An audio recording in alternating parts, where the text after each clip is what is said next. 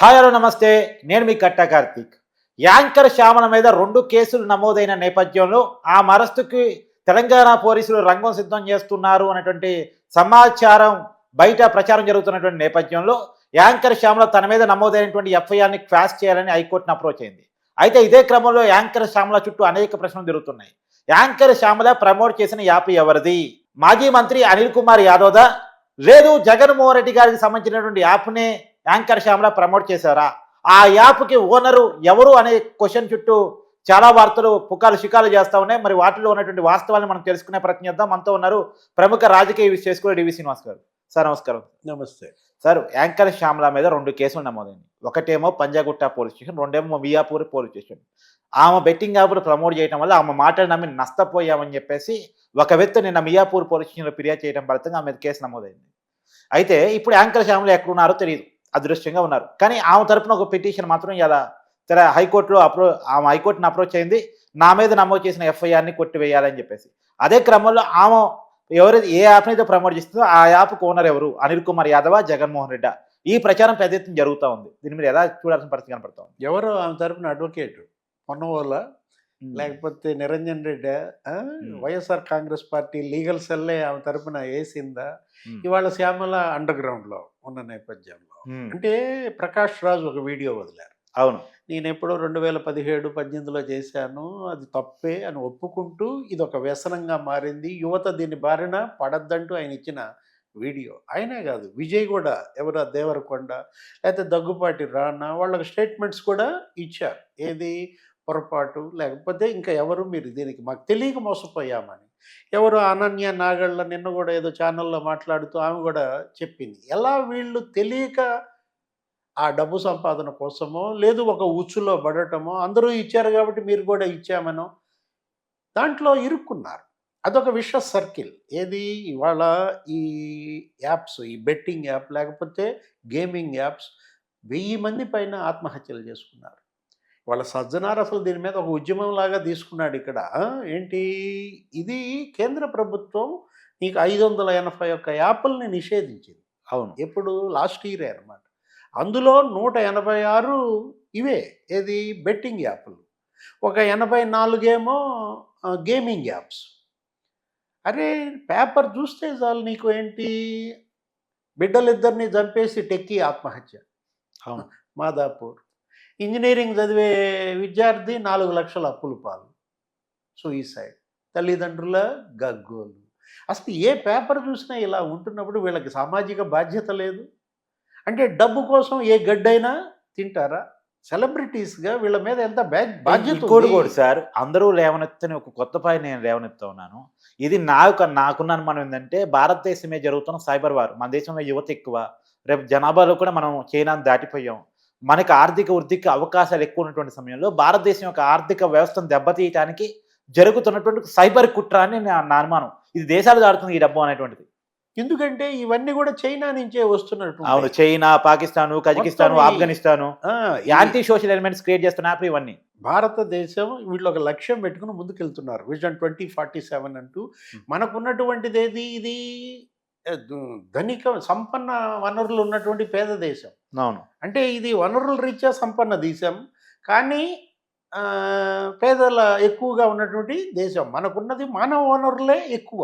కాబట్టి ఆ మానవ వనరులనే గనక దెబ్బతీస్తే, మొదలు నరికితే భారతదేశాన్ని ఇక భవిష్యత్తులో పైకి లేవనీయకూడదన్న కుట్ర కూడా దీంట్లో ఉండొచ్చు. దానికి ఇవాళ యువతని బలి చేయటం అనేది అమానుషం. నీకు రాక్షస క్రీడ. ఏది గతంలో మనం చూసాం క్రికెట్ బెట్టింగ్. అవును.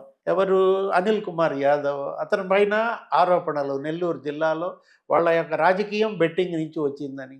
అంటే ఇటు ఈ బెట్టింగ్ యాప్ల ద్వారా లేకపోతే గేమింగ్ యాప్ల ద్వారా వీళ్ళు కోట్లకి పడగలెత్తి ఆ పిచ్చ డబ్బుని జనం మీద పంచి ఓట్లు కొని రాజకీయ అధికారం చేజిక్కించుకోవాలన్న మనకు కనపడుతున్నది అదనమాట.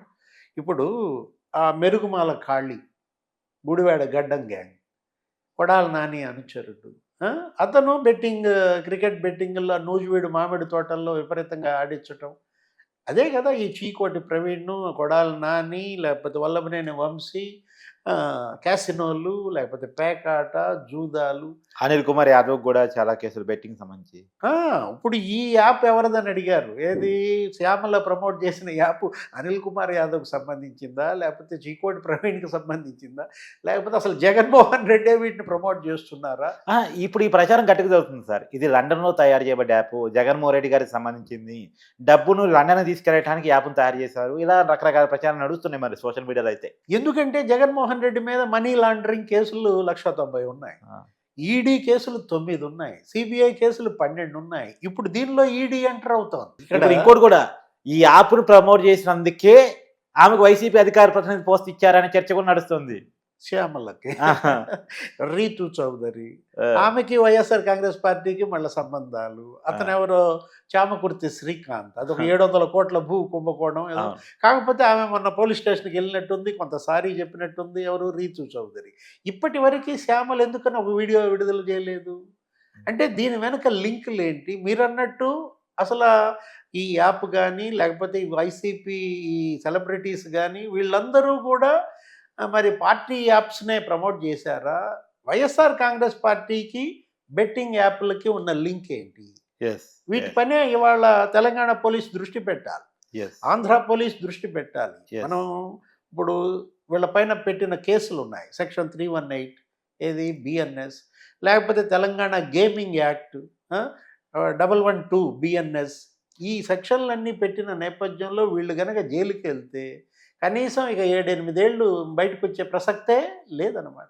ఇవాళ యువతని కబళిస్తున్న ఒక మహమ్మారిగా మారింది. మనకి కరోనా కన్నా ఇది ప్రమాదకారి. ఏది?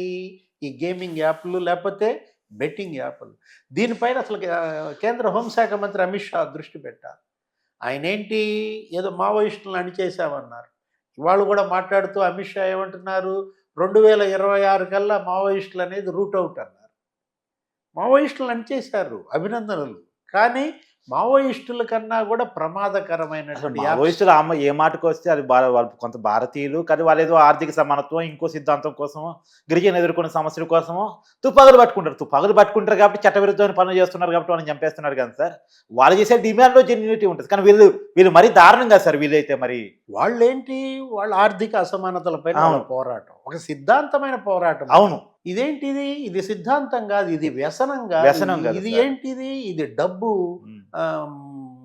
వ్యసనం. వాళ్ళకి వీళ్ళకి ఆ సంబంధమే లేదు కదా సార్. వీళ్ళు నీకు ఆ డబ్బు వ్యామోహంలో పడి వీళ్ళు ఏ విధంగా అయితే ఇప్పుడు ఈ సెలబ్రిటీలు ఇది ఒక 25 మందో ఏమో బయటకు వచ్చారు. ఇప్పుడు మనం తీసుకున్నట్లయితే సినిమా నటులు కావచ్చు, లేకపోతే ఈ మీడియా సోషల్ మీడియా ఇన్ఫ్లుయెన్సర్స్ కావచ్చు.